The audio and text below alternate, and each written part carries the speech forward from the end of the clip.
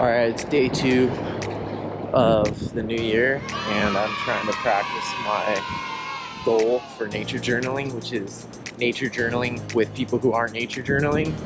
And in this case, my friends are foraging for some clams. It's a super low tide, and I'm really interested in foraging, and I like to do foraging myself. But why not try nature journaling it? So this is a growth area for me in 2022, because I'm usually nature journaling with people that are also nature journaling, or just nature journaling by myself. And I'm trying to get better at nature journaling, sort of more types of activities when people are doing like foraging or gardening or cooking even. Wow, I feel like I see some clam snorkels sticking up out of the sand already. But there's a special type of clam here, a really big type of clam, and it's a super low tide, one of the lowest tides of the whole year, and we're gonna see if we can find some clams, and I'm gonna try to nature journal the whole process.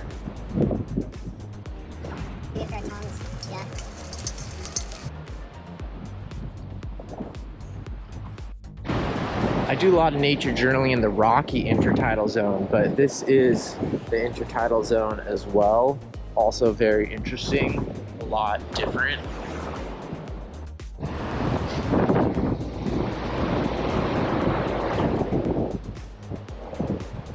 Whoa. What's the deal with this thing? The hinge. Oh, wow. Yeah, it's like spring loaded. When you are nature journaling with muggles, it's really common that you will be asking a lot of questions. That's part of nature journaling. And the muggles that you're with probably will sometimes just come up with answers right away. In this case, I asked a question about a structure on the clam, and my friend gave an answer right away, an answer that I'm very skeptical about. So you have to find the balance here between, practicing hardcore nature journaling around questions and curiosity and epistemology, and not annoying the people that you're with.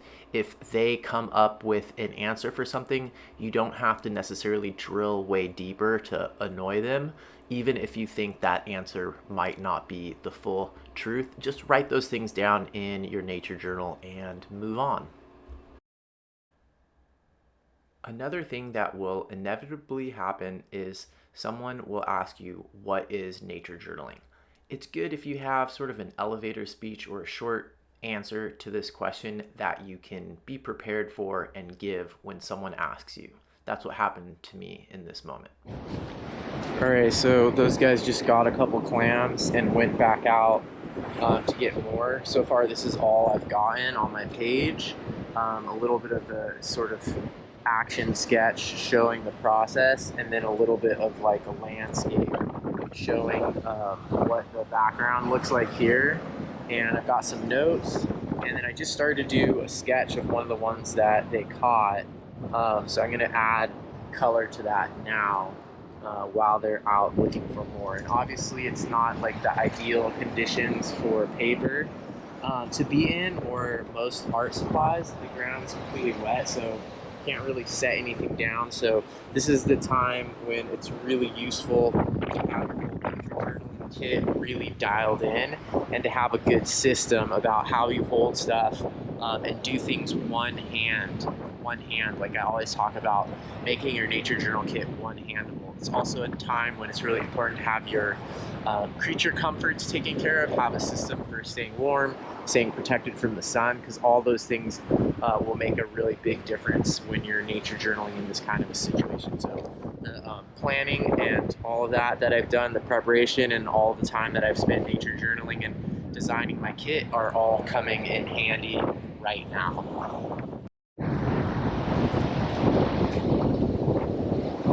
So I'm noticing this bevel right here on the lip of the clam.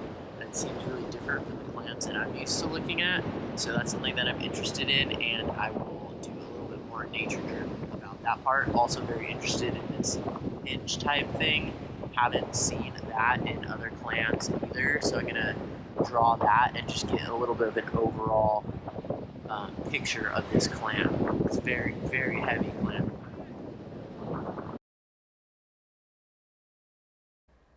So, this is a perfect example of a situation where going straight to ink and going straight to a dark, bold line with that ink is beneficial because you don't really have that much time and you want to get this information down in the most quick, fault tolerant, and easy to communicate way as possible. If you were working with graphite or doing an underdrawing, you wouldn't really have time for that perfectionism, and you have to hold everything in your hand. You can't put anything down. You don't have a desk, there's water underneath you.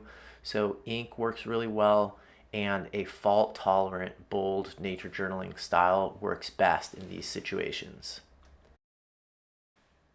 A couple things to point out here. Notice how I have to use only one hand to reach into my nature journal bag and get out my measuring tool.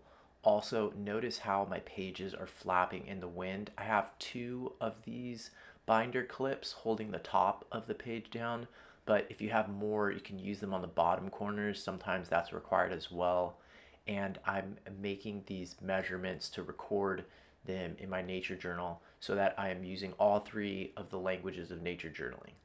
One other thing to point out here, and this can have its downsides, but notice how I'm holding the measuring tool in my hand under my sketchbook. Sometimes it's best to just always put things back in their original location. If you start putting things in different pockets, behind your ear, in your hands, you might lose track of where they are and possibly even drop something on the ground or in the water. I've got some basic drawings and diagrams and measurements, and now I'm adding some descriptive words. Remember, each of those three languages has its pros and cons and strong points. Now Oh that my friends yeah. got back with a few more clams, I'm going to switch and Wow, start these things are adding so some huge. watercolor to my pages. Now, the colors on these are actually kind of tricky because they're relatively subtle colors, but I'm going to do the colors of the clams and also the colors of the landscape all at the same time. So I intentionally saved watercolor for last so I could do it all in one go. I set up the camera to do a time lapse and captured this sort of cool image of the sun setting and of my friends moving slowly down the beach in this process of clam foraging.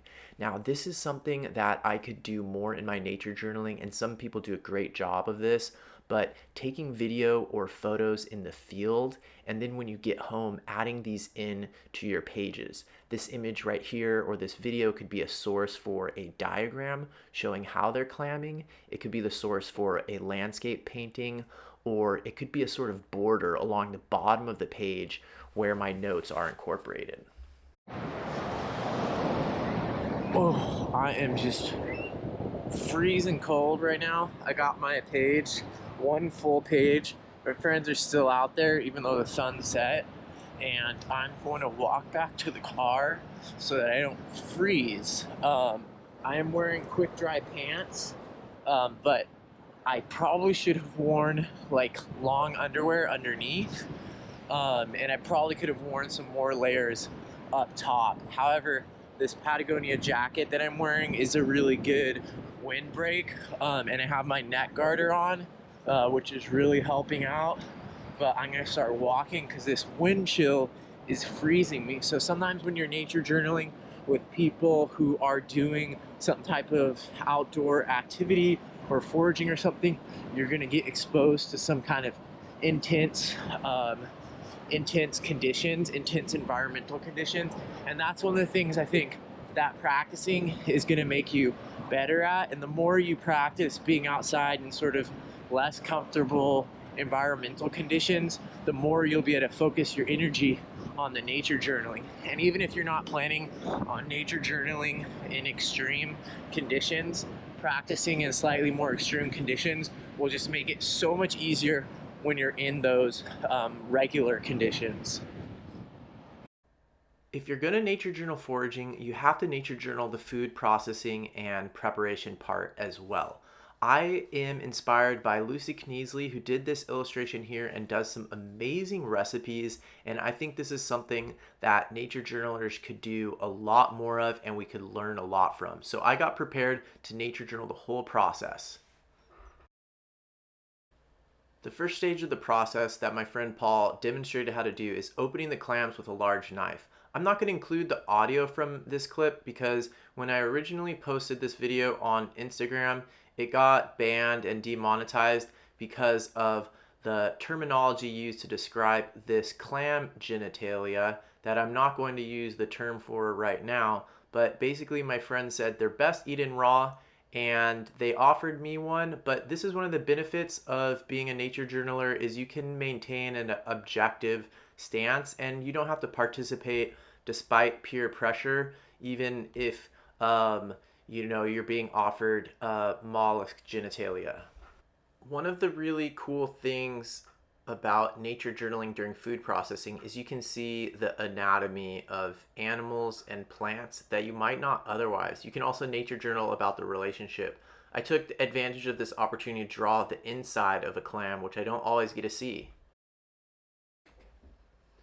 When you are nature journaling food processing or trying to get a recipe in your nature journal, it's good to stay close to the action. So you can see that I'm just right in that upper right hand corner of the frame and that I come up every once in a while to ask questions. You might see my sketchbook or my feet with sandals on there in the corner. There I am getting some photos and close-ups with my phone that I can use later. These are all great techniques. And some of these processes might take a while, so this gives you time to start working on your watercolor or adding in some of the details. I think this is the stage where I drew the inside of the clam, and I have one set aside on the table there close to me so that I can get all of the details and use my camera to take videos of things that I could add to my pages later on. One of the realities you need to be prepared for when nature journaling in general, but specifically with this kind of thing, is that you're going to come up with an orderly, linear plan for your page, and things are going to get thrown in there that mix things up, and you want to be able to capture that information. So for example, my friends also found this large sea snail that they were going to prepare, and I'm not going to just avoid this exciting moment and not include it in my nature journal because it doesn't fit the title. Ready?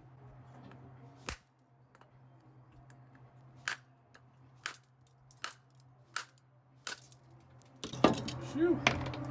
Now. Some of that flew into my mouth. Sorry about that. Cincinnati 95. It's good that I try not to be precious about my nature journal because I ended up with snail gut splattered on my nature journal page, which is something that can happen when you're doing this type of nature journaling. Did earlier.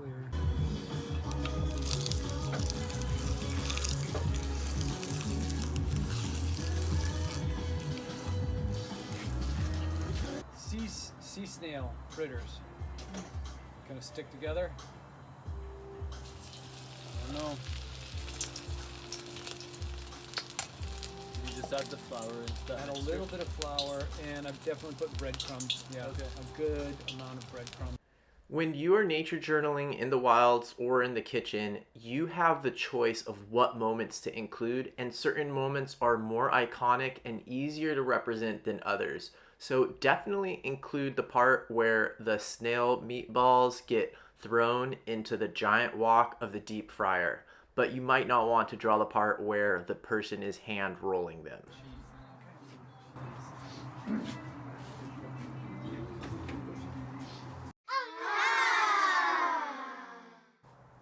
It was at this moment that I realized, after 3 hours of food processing, that I had put the incorrect name at the top of my page in permanent black ink.